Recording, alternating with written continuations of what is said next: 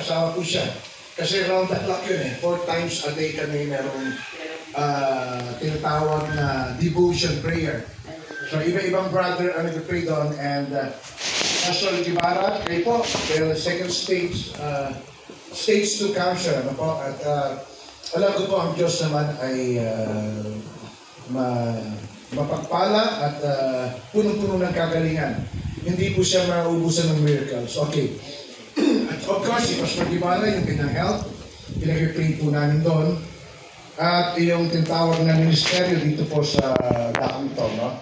And of course, yung pili ng mga taga-piling believers, lagi po namin kayo kasama sa panalangin. Okay, and welcome Christ. Mahabang pong teksto, pero titingnan natin kung ito ay mapuputol natin para tayo magpatuloy sa driving, no? Pag-drive. Dito po sa 36, ipinamanhik sa kanya ng isa sa mga Pariseo. Pinamanhikan o pinakiusapan si Jesus na kumain kasalo niya. At siya ay pumasok sa bahay ng Pariseo at naupo sa dulang. So ito ay sinasabi lamang na imbitahan. Pagkatapos ay si Jesus Christ, ang tagpo ito, makikita natin na nandun na, sumama na sa dulang. Pero si Brother Branham ay dirinamatay ito. Okay, hindi ito katulad nung eto lang, very short to eh. Inibitahan at pagkatapos naroon na si Lord sa dulang, no? Sa tulad ng plantation, at narito ang isang babaeng makasalanan na nasa bayan, at nang maalaman niyang siya ay nasa dulang, si Jesus, no? Na nang pagkain sa bahay ng Pariseo ay nagdala siya ng isang sisidlang alabastro na puno ng orpento at nakatayo sa likuran sa kanyang mga paanan at natumatanis at pinasimulan niyang dinilig ng mga luha ang kanyang mga paa, yung paa ni Jesus Christ, luha po ang ipinagdilig. Okay? At ang mga ito ay kinukuskus ng buhok ng kanyang ulo, kaya po ang buhok dapat ng babae ay mahaba. Dahil hindi mo makukuskus yung paa. Kung may klib, ikukudkud mo yung ulo mo. So, talagang mahaba po ang buhok ng ating mga kabayan. Sabi ito,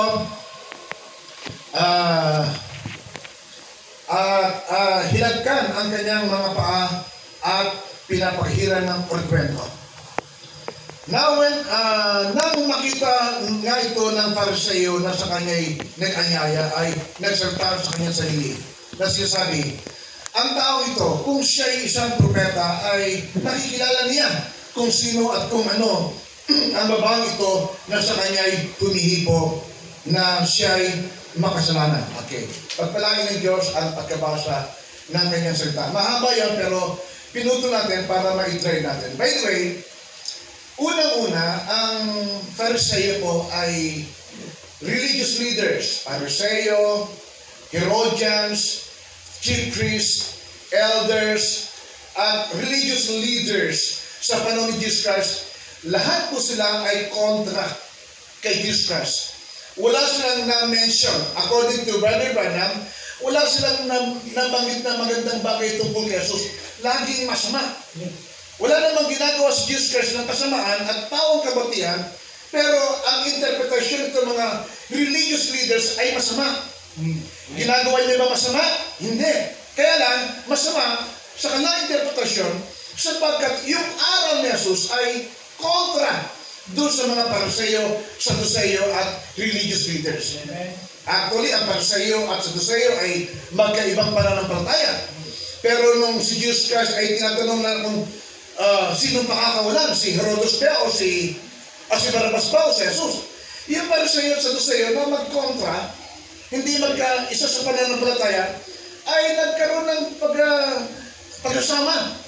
At sila'y nagkaisa na ang isinisigaw ay ipako si Jesus at kalagang si Barabas. Ganun talaga eh. Ganun talaga. Kapag nasa side ka, you don't expect that the people will be with you.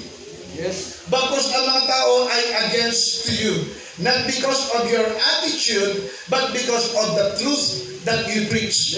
At ito po ay nangyari sa ating Panginoong Jesucristo. Yes. Okay, are you with me? Amen. So, ganun po yung tagpong yun. Pero, kakaiba to. Sa bagay, si Nicodemus, from Paris din siya. Pero kay Nicodemus naman iba, talagang na-convert si Nicodemus. Siya yung tinatawag na maliban ng tao ipanganak na muli. Na nagtanong, Panginoon, paano pa ipapanganak? Di ba? Siya ay Pariseo din. Pero si Nicodemus ay na-convert talaga. Siya ating Panginoon Kristo. But his Pharisees na si Simon ay kakaiba to. Hindi naman siya converted. At kaya niya inipitan si Jesus Christ para ipahiya. Yun ang katotohanan. Meron siya motibo na una, gusto niya, sikat ako dahil yung miracle workers dito sa Jerusalem, sa Judea, ay ako lang nakapag-invite. May pagmamalang siya.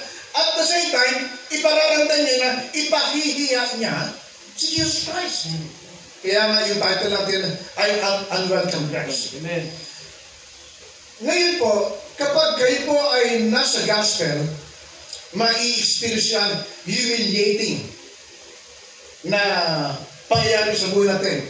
Humbling and humiliating. Minsan, hindi ka na mapapansin. Minsan, hindi ka na marirecognize. Okay? It's part of the gospel. Amen. Pero kung ikaw ay mag-preach ng ecumenical, lahat ay will pack you at the back, sabi ni Brother Branham. And they will tell you, say to you that you are a precious brother. Right. Right. Yun ay sa message na running from the message, from the presence of the Lord. Si John nga yan. Balik tayo dito. So, that is the reality. Yan ang katotohanan ng sitwasyon ng gospel. And Brother Branham said, the truth will not make you popular. Amen. But the truth will make you honest. Yes. Kaya God is looking for the people who are honest to His word. Amen. Ang aking pong allegiance, yung aking allegiance, not to any group, not to any people, but my allegiance is the word of God. Amen. Diyan ako sumusumpa. Right. I pledge my allegiance to the word of God. Yes. Amen. Dahil wala pong makapag-rapture ng samahan. That's right. Wala rin makapag-rapture ng mabuting tao. Amen. Hindi natin sinasabing magkasama tayo. But rapture is when God revealed to you the thunders and sins. Yes. That is the rapture faith. Amen. Some people, they can just preach you inspiring message. There's nothing wrong with that. But inspiring message cannot give you rapture faith. Yes. It is the opening of the seven thunders and seven sins that will give you rapture faith. Yeah. Pero public tayo ito, syempre. So, you see, ako po, marami rin akong samahan, marami rin po akong kaibigan, but I don't pledge my allegiance to these people. Amen. Dahil wala po akong utang na loob sa mga taong to. Ang utang na loob ko sa Diyos. Yes. Dahil siya po ang tumawag sa akin. That's right. At sa ating mga naglilingkod sa ating Panginoon. Yeah. So, dahil sinasabi ko, ang pinag-usapan natin dito ay Unwelcome Christ. So, ano nangyari? By the way, etong si Pharisees na si Simon ay nagpadala ng courier, no? Nagpadala siya ng messenger. Hanapin mo itong Jesus na to. Pero ang layo pa ng lakbay. At itong courier na to, nasabi ng Simon na napakayaman. Ito yung napakayaman tao. Big time to. Okay? Hindi mo kayang ipaliwanag ang yaman nitong Simon to. Kaya siya ay mayroong party, get together, with intention na maging sikat siya dahil siya lang ay nakaimbita kay Jesus Christ. And another thing is para maipahiya si Kristo. Amen. Can you say amen? Amen. Sana po, huwag natin ipahiya si Kristo. That's right, man. Hindi bali tayo na mapahiya. Hindi bali na kung sino mapahiya. Huwag lang si Kristo po ang ipahiya natin. Amen. So, paano ba nangyari? Ito na. Pinadala, inutosan ko ni Simon. Palibasa siya ay mayaman, leader. Kaya niyang i-provide, yung courier. Kaya niyang magpadala ng pera para hanapin si Jesus Christ. Sige, hanapin mo kung saan siya. Ito yung panalapi, ito lahat ng mga bagay.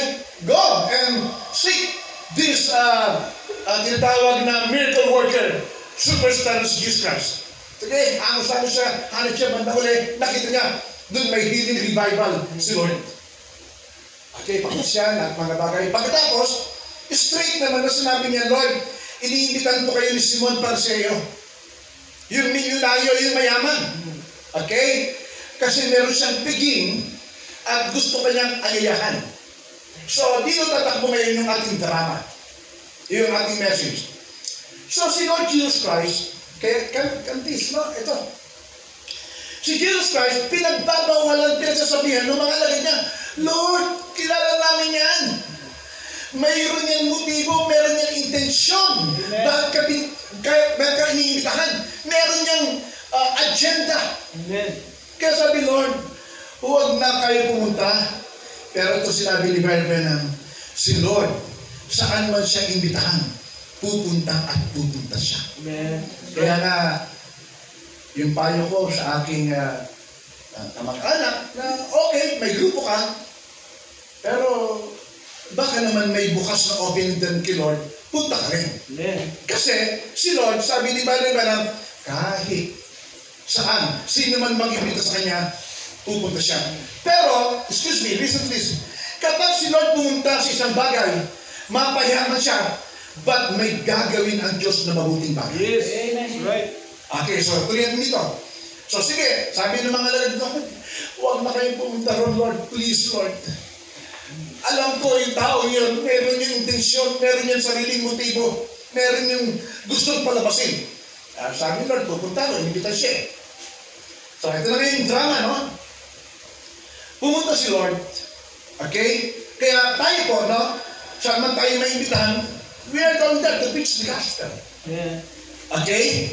Para masabi natin katotohanan. Excuse me. Walang pinakamagandang bagay kapag ka naimbitahan ang sabihin ang katotohanan. Right. Amen. That's right. Not to, parang laro-laruin sila, parang libang-libangin sila, kundi just tell the truth. Plain truth. Because the truth will make you honest. Amen. Okay. So ito na yun. Sige, pumunta na. Ito na yung drama, no? Pumunta si Jesus Christ kay Simon. Ayon po sa ugali ng taga-Islam, mga Palestinian belief, meron silang kostumbre or kawalian na kapag ikaw naimbitahan sa kalang piging, kasi talagang grabe, celebrities iniimbitahan yan. Ibig sabihin pag celebrities, ang babango nun. At actually, nung dumating sila, mga nakasakyan sila.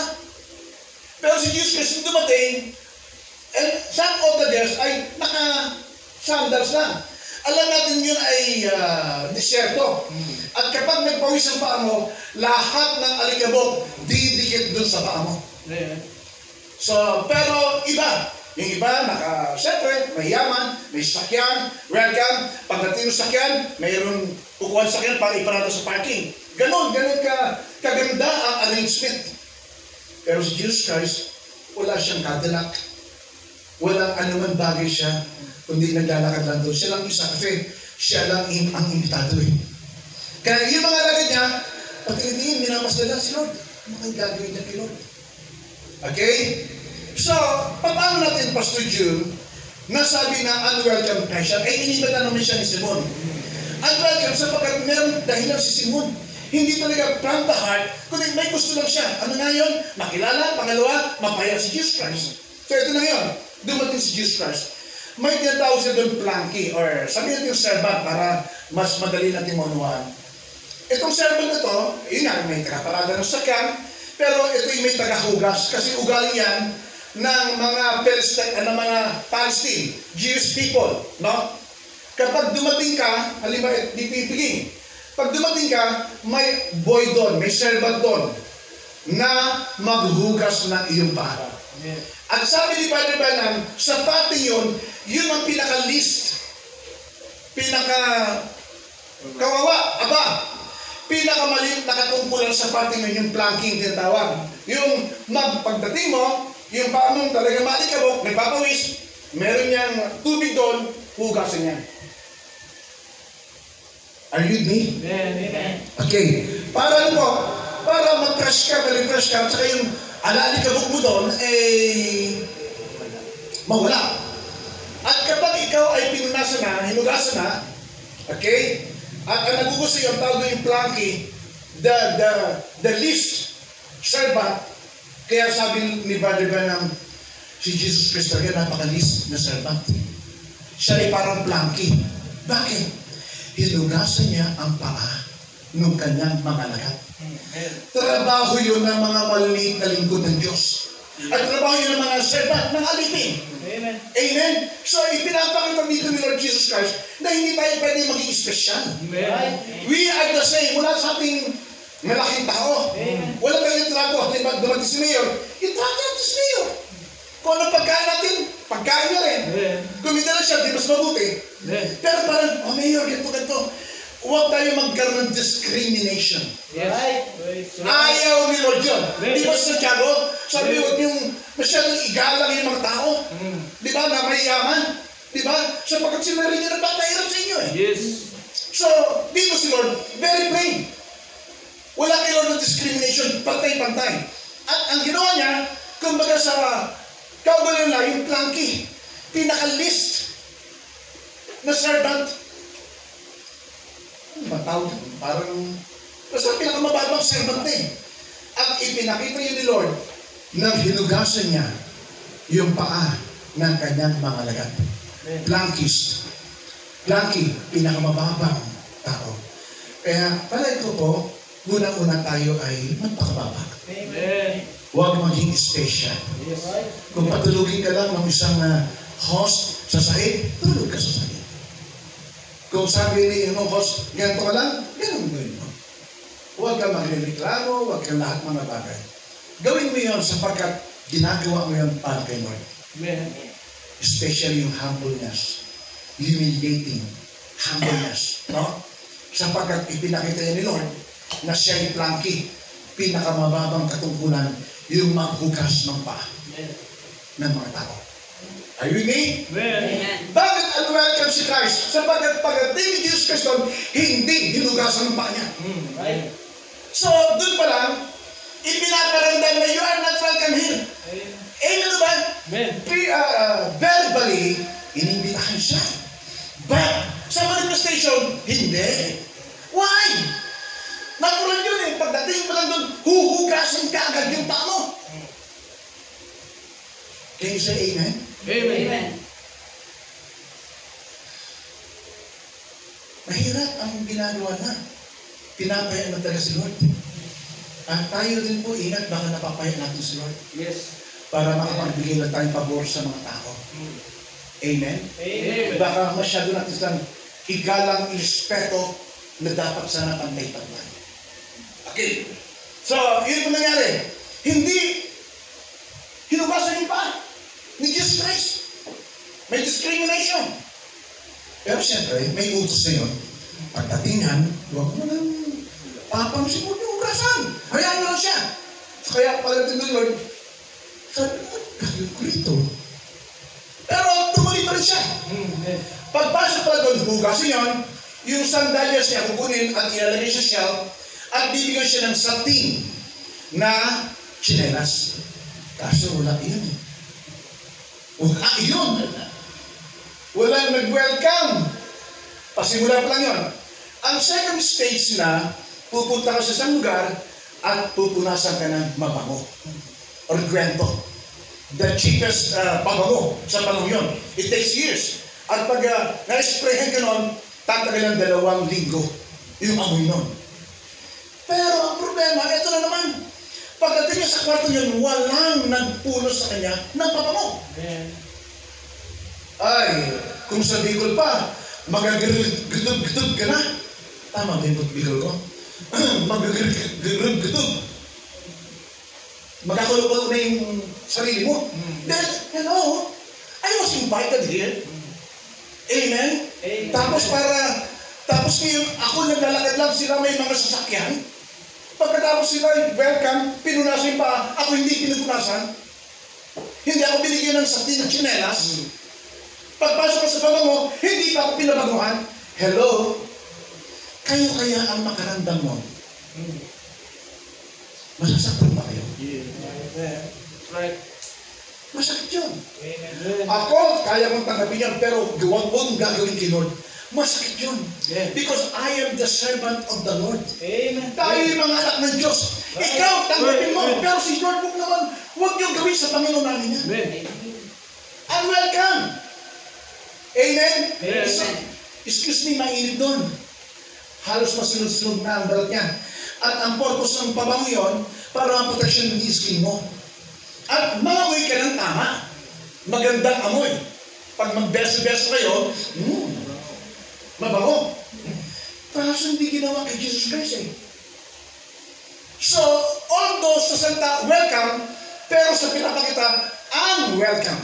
Right. At yan po ay nangyayari ngayon sa mga churches. Yes. That's right. Meron silang pinipiling tao, meron silang pinapaborang tao, meron special tao sa kanila, but again and again, let us treat all the servants of God, all the people of God, the same. Amen. Can you say amen? Amen. Pareho-pareho tayo dapat. So, sabi ng Lord, tingin mo, alam ba Lord yun hindi?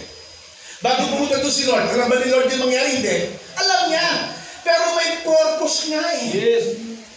Kapag si Lord gumawa ng aksyon, although na hindi feeling well, hindi magandang trato sa kanya, gagawin niya sapagkat may gagawin ng Diyos. Amen. God is not looking to the people around. Amen. God is not looking for the people who are, to the much people, but God is looking for the predestinated. Yes. Amen. Even one. Amen. That's right. Even just one. Sige, tuloy tayo ha. Ito po, may timer ako, kaya okay magala. Okay. So, pagkatapos nun, alam ni Lord. Pero sa kabila ng pagbabawal sa kanyang alagad, tumuloy pa rin siya. Kasi hindi naman alam ng mga alagad kung ano mangyari doon. Alam na, ipapahiya si Lord, pero the deepness ng pagpunta ni Jesus Christ, hindi alam nila. Pero alam ni Lord ang mangyari. That's right. Amen. God is looking for the predestinated people. Amen. Not everybody. Not everyone. Amen. Mayaman ka man, mahirap ka man, sino ka man, hindi ka titilo ng Diyos. Amen. Ang tinitilo ng Diyos yung binhi Yes. Right. Amen. na nasa atin before the foundation of the world. Amen. Nag-crowd. It will deceive you. Word. Amen. Amen. I pledge my allegiance to the Word of God. That's right. Amen. So tuloy tayo dito. Ay, okay lang ba? Napapatas boses ko? Okay. Okay lang po ba yan? Okay. Baka hindi po kayo sanay. So, tuloy tayo dito. Pagkatapos niyan, papasok na siya doon, walang hugas-hugas ng paa, amoy araw. Sandali, nagkaroon na ba kayo ng experience na amoy ng galing sa labas? Yung nagmumotor, bro. Ha? Pag nagmumotor, Brother Jimel, Panginoon, kapag tuwi ako sa bahay, niyakap ko man akong daddy, amoy araw ka, ang baho. Alam niyo yun? Lalo ko naglalakad ka po isang ka, tapos malikabok. Amoy mo yan, brother. Kaya minsan, nahirap makipag, brother, na-experience mo na, di ba? Magbuto. Ang parong. Okay. So, walang hugas, walang pabango, at pagkatapos noon, kapag dumami na doon sa room na yun, kikisan ka ng host. Banal na halik. Hawakan, you are my brother and welcome to the party. Amen. Kaso, pagdating ng Jesus Christ, wala rin kiss na sumalubong sa kanya. Grabe! Amen ba? Tinig sarili nyo kung kayo ang naroon. My God! Ano to? Hindi bali kung wala ka naman. Basurero ka lang. Ganun sa'yo, okay lang. Pero si Lord, superstar eh. Miracle workers ng Jerusalem. Superstar ng Jerusalem. Alam nyo ni Pariseo Simon. Pero parang pasugan na. Hindi na lang bahala. Kaya sila nag-aapiran, nag-beso-beso. Si Jesus Christ nandun lang nakaupo. Unwelcome Christ. Kaya tayo ingat po. Bakit tayo nag-praise the Lord? Bakit tayo nag-hallelujah? Bakit tayo nag-church? Bakit tayo nag-lingkod kay Lord? Pero unwelcome naman si Christ. Then ang nasusunod pa rin, yung gusto mo, hindi yung kagustuhan ng ating Panginoon. Amen. Di ba may maraming Kristiyano din yan eh? Oh Lord, yes, we love you Lord, we serve you Lord. Pero pag may gustong gawin, yung gusto niyang susunod, hindi yung kalooban Lord. Amen. Kaya be careful. Baka biktima tayo ng unwelcome Christ. Sumisigaw tayo, umiiyak tayo, humahaleluya tayo, pero unwelcome Christ pala. Why? Maraming parte ng paglilingkod sa Diyos ang hindi natin naharap. Amen. Tuloy tayo pa. So, pagdating doon, dapat, brother, banal na halik. Magkaroon kayo ng banal na halik. Tapos, welcome, brother, welcome to the party. This is the food, everything, lahat mga bagay. May sumasayaw-sayaw pa doon, belly dancing. Nandun, yun ang ugali nila eh. Lahat, may dadaan sa'yo, ubas, kukuha ka na yan. Lahat, you are welcome. Si Lord, hindi nangyari yun. Nasa tabi lang po. Ang sakit lang, para sa akin. Sobrang sakit lang. Amen? Amen. Sapagkat tayo, anak tayo ng Diyos eh. Amen. Kapag tayo nag-welcome ng isang kapatid, talagang welcome talaga. From the bottom of our heart. Yes. Hindi pakitang tao. Amen. Hindi tricks. Amen. Diba? Hindi ibang motibo. Kundi we welcome as a true brother. Amen. Ako po napupunta din sa ibang mga churches. Minsan nakaupo lang ako, hindi ako nag-preach. But it's okay. Karapatan na yun. But I am saying this na mahirap yun. Mahirap maramdaman gano'n. Yun ang preaching natin. Kay Jesus Christ, 3 states. Hugas paa, punas na pabango, banal na halik, walang kahit isa. At syempre, ikaw ba naman, ganun ang trato sa'yo? Makipagbangkaan ka pa ba doon? Nakipagbeso-beso ka ba doon? Bago ng amay mo, yung paa mo, puro alikabok. Hindi ka mabango? Gaganon-ganon ka ba doon? Hindi. Yun ay sign na you are unwelcome. You are just a clown. Amen.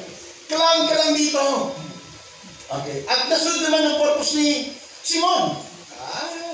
Tinitira siya ng mga mayor, ng gobernador, ng mga celebrities. Ano ba itong tao to? Akala ko ba superstar to? Akala ko ba kilala to? Kawawa naman. Amen? Amen. So, kaya sinasabi ko, meron pala ang Diyos predestinatong binhi sa panahon yun. Amen. Kaya lang siya ay hostess. Yung babae ay hostess. Amen. Pumunta doon si Lord para sa babae yun. Amen.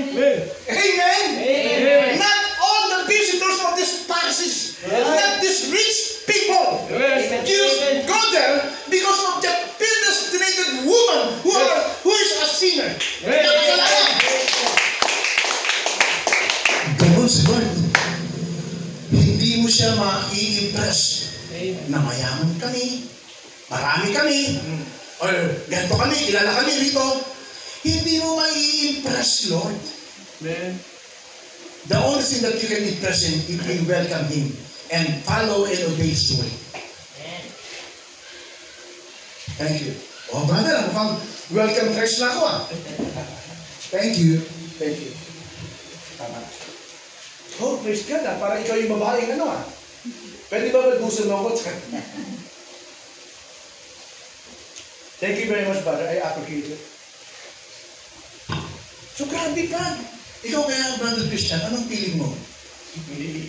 Magkulit ka na. Magkulit ka na. Ikaw, brother Pogi, anong feeling mo pag gano'n? Magkulit na.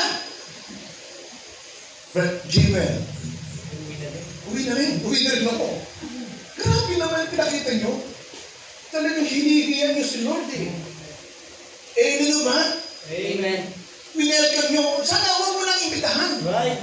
Ay mali, iniimbitahan mo pero masama ang motibo. Okay. Panginoon ko, nawala yata itong timer ko. Sandali po Yan. Okay. So, nakit natin. Halimbawa, reunion ng mga batch 79 sa eskwelahan nyo. Lahat nagbeso-beso, apiran, nagtotoast sila ng nung bottle of wine, di ba? Nagtotoast, apiran at mga bayan, tayo, gusto ka. Ikaw di ka pinapansin. Tingin mo, uwi ka na.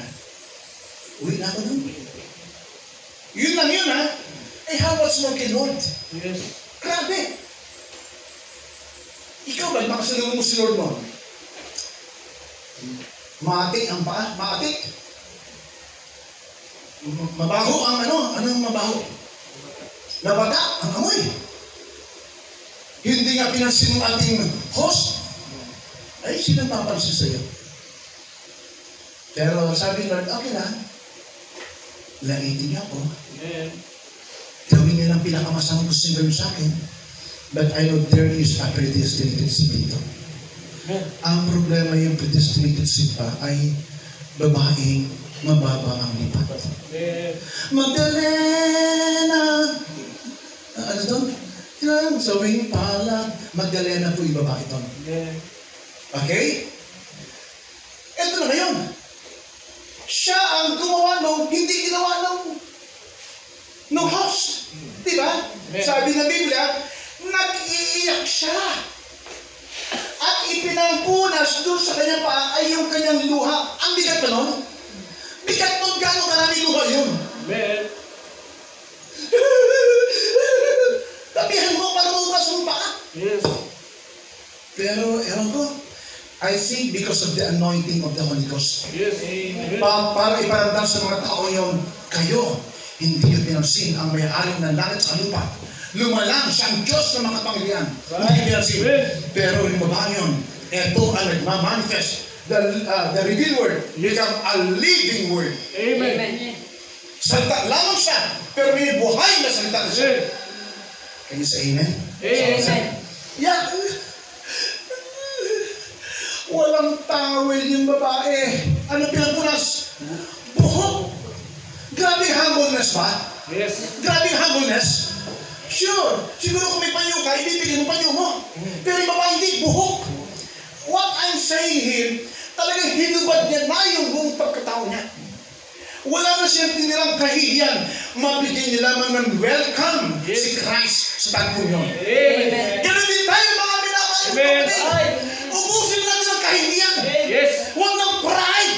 Huwag na kung sino ka. Hindi yung achievement mo. Just give it all to Jesus. Amen. Surrender your lives completely to Christ. Amen?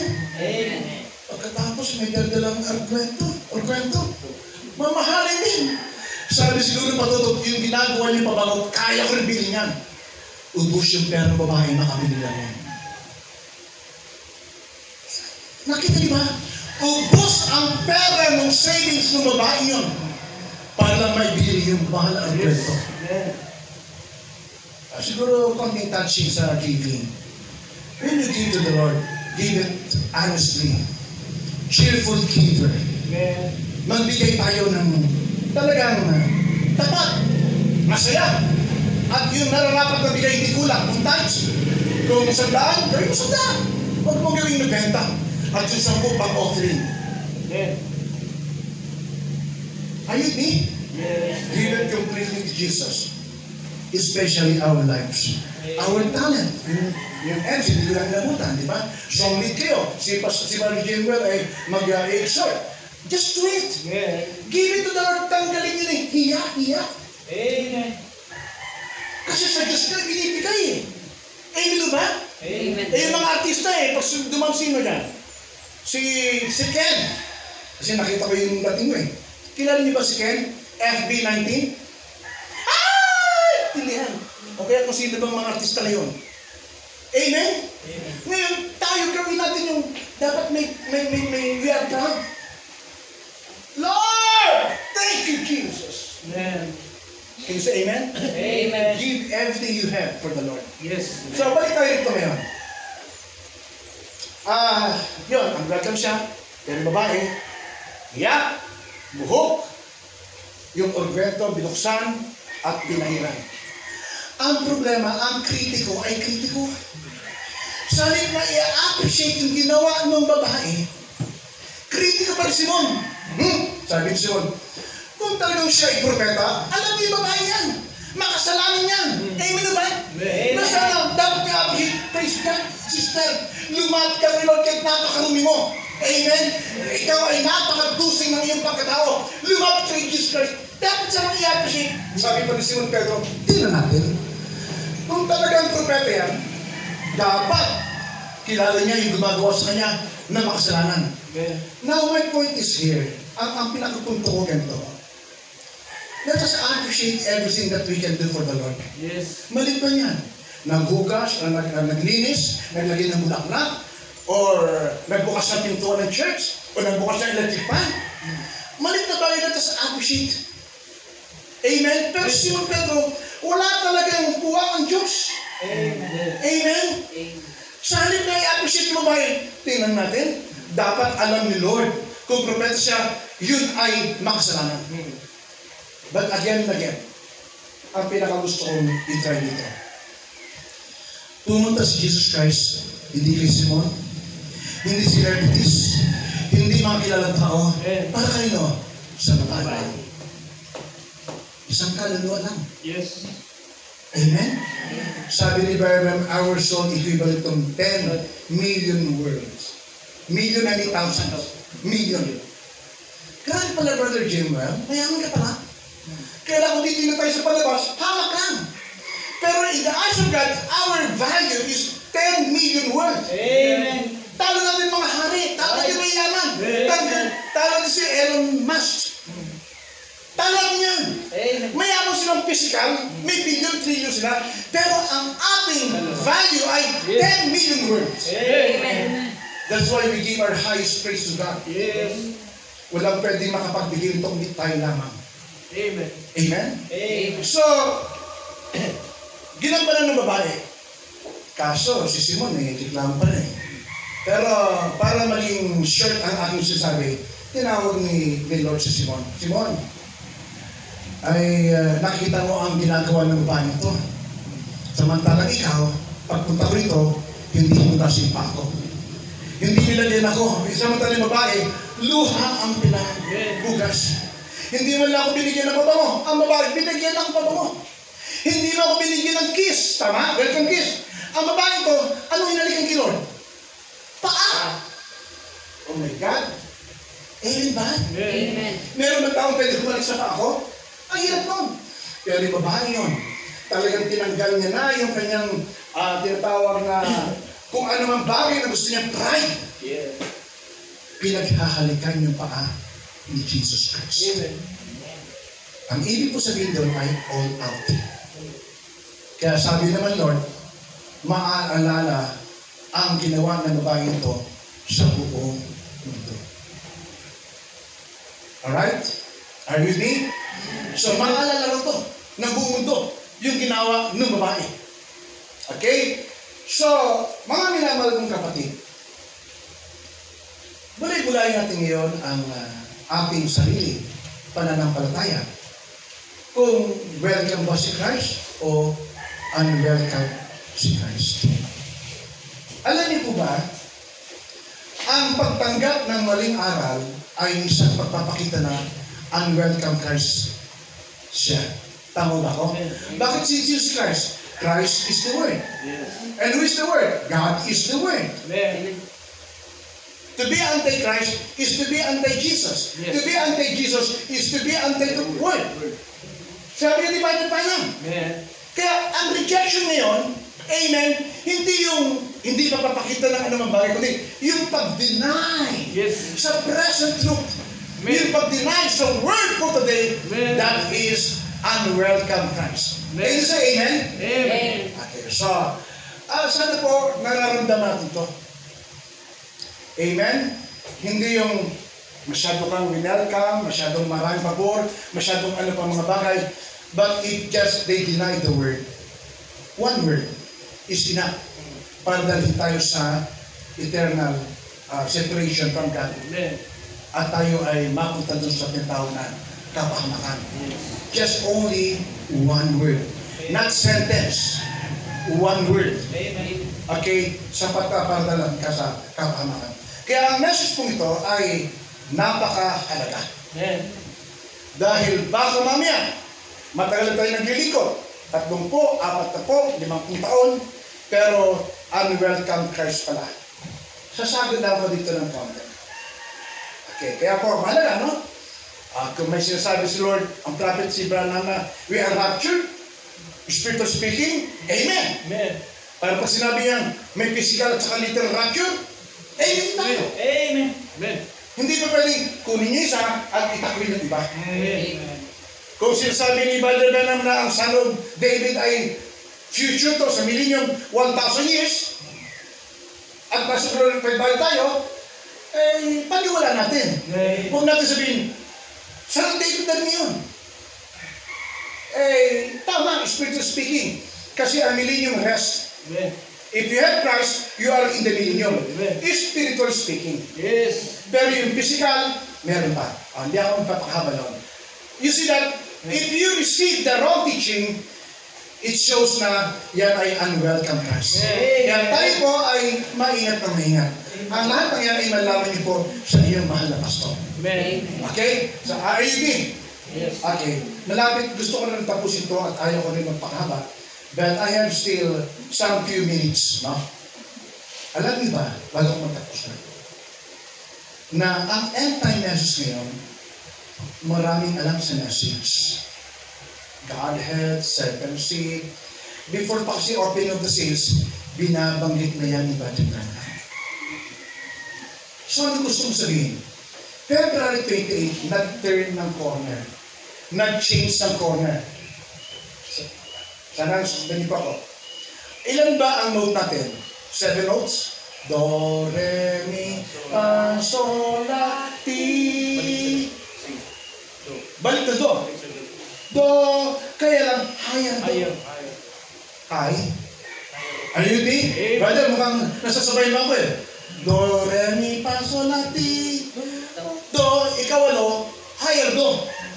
At alam niyo ba, nagkaroon ng change ng dispensation, nagkaroon ng changing beat. Nag-change ng corner. Amen. Sabi ni Brother Branham, ang dali lang sumunod kapag isang straight line lang ginagawa mo. Pero ang hirap na pag nag-turn ng corner. So nagkaroon ng turning of the corner ng February 28, 1960. Especially noong March 17, nung binuksan ang 7 seals. Okay? Ngayon, ang punto lang, if you are end-time message, at di sa'yo nabuksan ang kabuuan ng 7 seals, is still unwelcome Christ. Hello? Magbigay lang konti, no? Ang 7 seals ay the entire Bible. Ang 7 seals ay the mystery before the foundation of the world. Ang 7 seals ay from Genesis to Revelation. Ang 7 seals is the spiritual food in our season. Diba? Ang 7 seals ay million miles na hindi ito maunawaan ng mga smart people. And blah, blah, blah, blah, blah, blah, blah, blah. Ang 7 seals, hindi lang white horse, red horse, black horse, pale horse, souls under the altar, tribulation seal, and half an hour silence. Konting papel lang po ito, no? By the way, I'm not here to preach doctrine, no? Konting papel lang. Kapag ang unawa natin sa 7 seals ay white horse, red horse, is still unwelcome Christ. Amen. Bakit? Binuksan na yan, pero hindi nahugasan, hindi binigyan pa ba, hindi nakapasok si Jesus sa inner chamber, Amen. which is our soul. Yes. Amen. Amen? Huwag natin palalimin. Ang punto ko lang, welcome natin si Christ, pero hanggang doon lang, yung mga basic teaching ng message. Pero pag ito sa open of the seals, ito pa, sabi ni Branham, new field that we never known before. Amen. At ang 7 seals ay the Bible become new Bible and sealed up and shut up the New Testament. Amen. Ngayon, are you still alright? Yes. Ngayon, pwede ba natin i-ignore yun at pabayaan natin yun? Dapat, it's about time to search and think. Amen. It's about time. Malaya tayo dyan ang message. Okay. Ayaw kong magpakalalim na, pero again, kung talagang welcome natin si Christ, pasukin natin ang rulo ng 7 seals. Amen. Hindi lang white horse, red horse. Sabi Deuteronomy 28:29, ang mga lihim na bagay sa Diyos, pero ang ahayag na bagay ay sa atin at sa ating mga anak, upang masabi natin sa kanila yung will of God. Amen. So, again, opening na po ng 7 seals, na yan ang climax ng message ni William Marion Branham. Yes. Amen. Paano kung di tayo makapasok ng gusto? Or hindi ko po sinasabi kayo, ha? Ang point lang, nagbibigay lang ako ng idea, let us go forward, march forward. Let us go to the high calling of God. Lastly, sabi ni Brother Branham, full obedience to the full word of God entitles us to the token. The only way that you can receive the baptism of the Holy Ghost is obedience to the full Word of God. Anong pinagkaiba ni Judas? Si Judas, sabi niya nun, they followed Christ. And he is anointed. And he received the mysteries. Pero he cannot go all the way. He believed some part of it, but not the whole of it. Because he cannot stomach it. Amen. My God. So again, ito ay hindi para sabihin na yung isa mataas, yung isa ganito, kami wala po, wala. But this is to help one another to go deeper to the message of God. Tinututunan ko po, yung nagsabing hindi na kailangan malalim.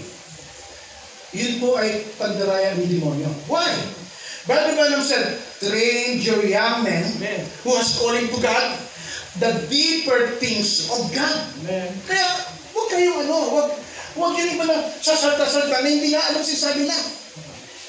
Sabi ng Corinthians na, the Spirit searches even the deep things of God.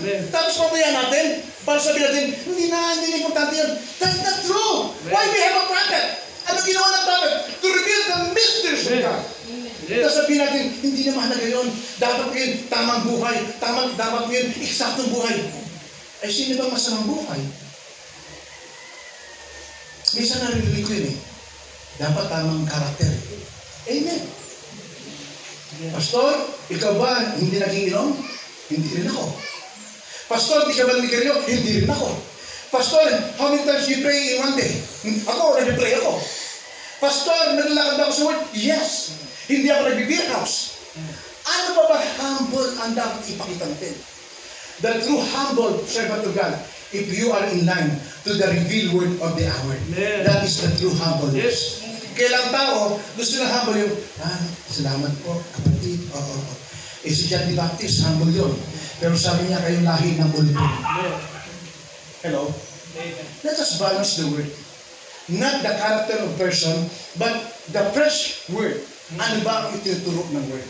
Again, kasi baka mamaya, ma-miss natin ang rapture. Because unwelcome Christ. Ang napaka-importante sa ating panahon ngayon, yung opening of the seven seals. And let us watch out for that. Because that is the spiritual food in due season that God gave to us. Okay? At sabi ni Bible namin ito, yung mga reformers, sila Knox, sila Calvin, sila Luther, sila Wesley, at yung mga reformers yun, walang kalam-alam ito. Nung sinasabi niya, ano ito? The opening of the seven seals. Again, ang message po, hindi pa tayo dalhin sa kaligtasan lang. Ang message po ay dalhin tayo sa rapturing faith. Ang message hindi po tinuturo na tayo magpa-tribulation period, magpapugot ang ulo, magpatak, or whatever, di ba? Pahulog tayo ng bomba, tayo tapos maligtas. Ang message po, ang tinuturo nito, ay gusto ni Lord tayo makota bago magkaroon ng isang napakalaking kabagitian sa mundo nito. Tayo ay hindi na maligtas, kundi mag-rapture. Kung kaligtasan, maraming picture na kaligtasan yun. But rapture is different. 7 thunders and 7 seas ang nakatalaw dyan. Again, sana po, katulad ko, ayaw na kami Pastor June, nagsasaliksik pa rin ako at nag-aaral pa rin. Kasi learning, don't stop learning. Don't stop learning. Hanggang di pa nag-rapture. Mag-learn ka. And take the right and tinatawag na itapon mo yung mali. Okay? Again, God bless you. Yun lang po siguro ang may message ngayon na unwelcome Christ. Sana po bukas ang ating mga puso sa complete revelation ng Diyos sa panahon ito, especially the opening of the seven seals. Lahat tayo tulong-tulong, magtulungan, mag-aral, at tayo pa'y sumulong doon. Again, huwag niyo pakikinggan yung preacher na sabi, hindi na mahalaga yan. Revelation 10:7, in the days of the voice of the seventh angel, when he shall reveal to some the mystery. Ay, bakit pa binuksan niya yung mystery kung hindi mahalaga? Sino ang nagsabi niya na hindi na mahalaga? Come on! Sino? Saan sa quote ni Bible na hindi na mahalaga ang mystery? Deuteronomy 28:29, mahalaga yun. Revelation 10:7. Okay? Sa Christ, the mystery of God revealed. At sa iba pang spoken word. Kung iisa-isahin ko yung 7 seals, yung mga mysteries, ang dami. But again, let us just humble. Humble kasi huwag tayo magtutugla na hindi sinabi. Amen. Amen. Kasi poison yan. Amen. Bibig ko lang, bago ko mag-post. Isang reformer, Zwingli, kung di ako may kamali, according kay Brother Branham, si Zwingli. Bago pa si Martin Luther, may mga reformers na yun. Kaya lang, kay Martin Luther bumagsak yung Father of Reformation. Si Zwingli noon ay ginamit ng Diyos para yung tao mabaptize ng lubog. Kasi before, ang baptize noon ay wisik. This is according to Brother Branham, no? Wisik. Si Zwingli ginamit ng Diyos para ipaalam sa tao na dapat ang bautismo ay lubog. Amen. Pero yung title niya, Father, Son, and Holy Ghost pa rin. Amen. Dumating lang ng Jesus name noong Pentecostal 1906. Lord Jesus Christ, pagdating ni Brother Branham. So nakita niyo yung progression. But ganun, gusto kong i-drive ito. Sa panahon ni Zwingli, nangaral din siya na si Jesus Christ ay hindi virgin birth.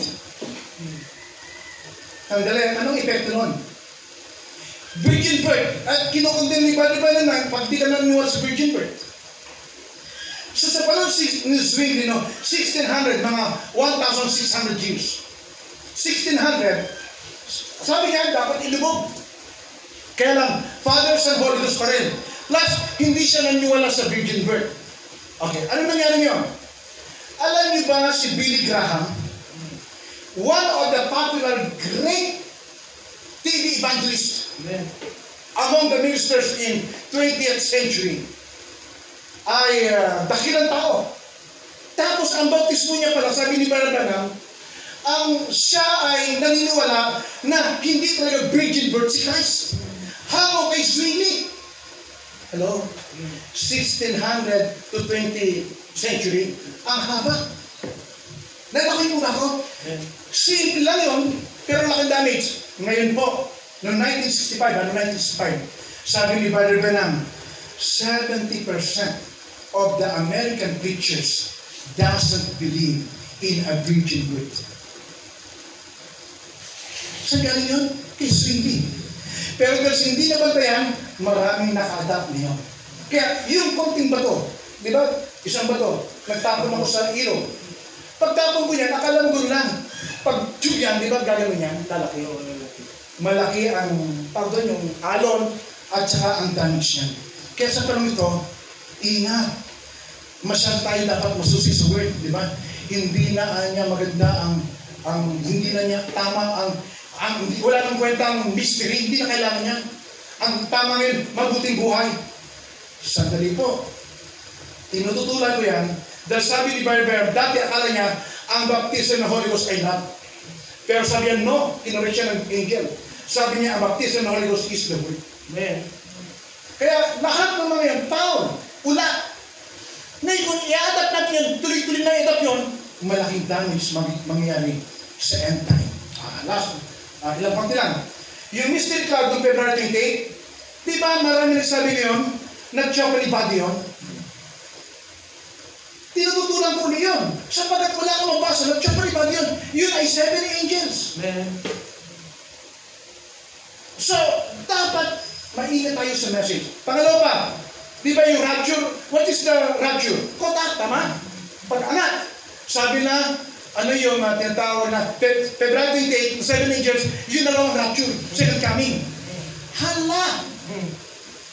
Bungi-bungi yung pagsalamsan. But again, let us go to the pureness of the word. Let's go inside the inner veil of the 7 seals. And I will guarantee you, God guaranteed us that we will be in the rapture. Yes. Pag tayo ay makukuha ba sa isang upuan? Hindi. Sa patuloy na continuous learning. Okay? Sabi ni Brother Branham, para makita nito, word upon word, upon word, upon word, germ upon germ, upon germ, seed upon seed, on top of the seed, until makita natin yung the full stature of our Lord Jesus Christ. Ganun ang message. Again, God bless you all. Welcome ba natin si Christ? Amen. Taas po yung kamay, yung nag-welcome Christ. Amen. God bless you all. To God be the glory. Pinabalik ko na po sa ating mahal na pastor, Pastor Ivana. To God be the glory.